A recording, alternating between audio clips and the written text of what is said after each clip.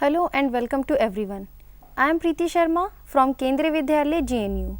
Today we will discuss chapter number 2 of Business Studies of class 11th, that is forms of business organization. In this chapter we will discuss different forms of business organization as well as the formation of company, stages involved in the formation of company, documents required for the formation of company. So first of all we will discuss the meaning of forms of business organization. The forms of business organization are related with the ownership, and ownership is a legal concept which determines the authority and responsibility of the owner. The authority and responsibility of the owners keep on changing along with the changing form of ownership. That means when the form of business organization change, then the authority, responsibilities, duties, power of the owner also changes along with this. Now look the various forms of business organization. The various forms of business organization are: first, sole proprietorship; B, joint Hindu family business; C, partnership; D, cooperative society; E, joint stock company. So today we will discuss the first form of business organization, that is sole proprietorship. Now look at the meaning of sole proprietorship. Sole proprietorship is the oldest form of business organization. It refers to that form of organization which is owned, managed and controlled by a single individual who is solely responsible for its management. That means this form of organization is owned by a single person who is completely responsible for the profits of the business as well as losses of the business. Whole profits belong to that person only, and whole loss will also be borne by the single person. So that is why we will call this form of organization as a sole proprietorship. Sole means only and proprietorship means ownership. That means only a single person will own this business.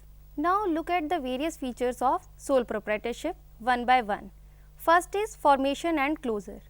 No specific law is required for the formation of the sole proprietorship, as well as no specific law is required for the closure of the business.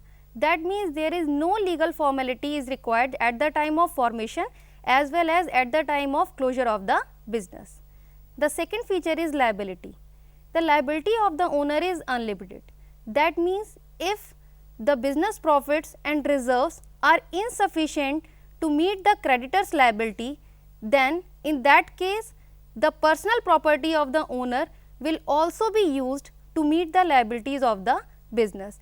That means owners bear the unlimited liability because his business property as well as his personal property is attached with this. The third feature is sole risk bearer and profit recipient. That means that a single person is the owner of the business, so whole risk of the business will be borne by this person only, as well as profit that will be earned during the year will also belongs to that person only.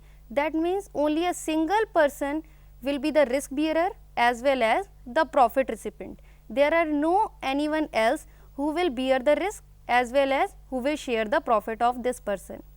Fourth feature is control. Single control. That means if there is a single owner, that means the full controlling power is also in the hand of that person only. There are no other persons or partners or family members who can share or who can control the business. So there is a single control which will be in the hand of that person only who is the owner of the business itself. Fifth is no separate entity. This means business and owner are not separate from each other. They have the same identity. That means they both are having one entity. Business is not separate from its owner. Lastly, lack of business continuity.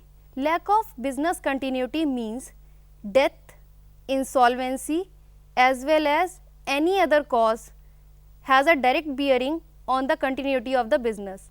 In case of a death of a person, who is having sole proprietorship business, with his death, business will also be closed, as well as in case of insolvency of that person, business will also be closed. Now, let us come to the next topic, that is merits of sole proprietorship. First is quick decision making. As we know that there is only a single person who owned, manage and control the business, that means the whole decision making power is in the hand of that person only. There is no one else with whom he has to share his decisions, so he is solely responsible for the decision taken by him. The second point is confidentiality of the information. That means in sole proprietorship, there is no need to share the information with any other person, as well as it is not compulsory for the sole proprietor to publish his accounts in the newspaper as well as in general. In this way, confidentiality of the information is maintained in the business. Third point is direct incentives. That means when all the decisions are taken by the single person, that means the profit which will result with this decision making will also be belong to that person only. Fourth is ease of formation and closure. As we have already discussed, there is no specific law is required for the formation and closure of the business. In this way, there is ease of formation and closure of the business. Now, let us come to the next point, that is limitations of sole proprietorship.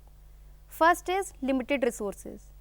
As this business is owned by the single person only, so the financial resources which are required to establish the business is also limited as compared to the partnership and the company. Second is limited life of business concern. We have already discussed that with the death or insolvency of the person or of a sole proprietor, the business will also be closed. In this way, we can say the life of the business is limited.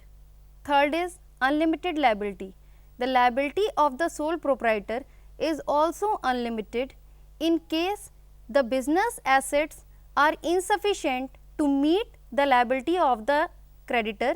In this case, the personal property of the sole proprietor will also be used to pay the debts of the business. Fourth is limited managerial ability. As we know, this type of organization is owned by the single person. He takes all the decision related to all aspects of the business. In this way, we can say that a single person cannot be efficient in all aspects of the business to take a sound decision. So, there is limited managerial ability in this type of business. Now, let us discuss the home assignment, which is fully based on the topic which we have discussed now. The first question is, name the business organization which is suitable for business acquiring personalized services. The second question is, name the form of organization when there is no separate law for either formation or closure of business. Question number 3, does the sole proprietorship have an identity of its own? Question number 4, what does a person achieve in sole proprietorship other than self-satisfaction? Fifth is, give one reason why sole proprietor usually does not employ talented and ambitious employee. This home assignment is fully based on the topic which we have discussed today, that is the meaning of sole proprietorship, its features, merits and demerits of sole proprietorship. I hope you must have understood all the topics well. In the next session, we will discuss the next form of business organization, that is partnership form of business organization. I hope you must have understood all the topics. Thank you. Have a nice day.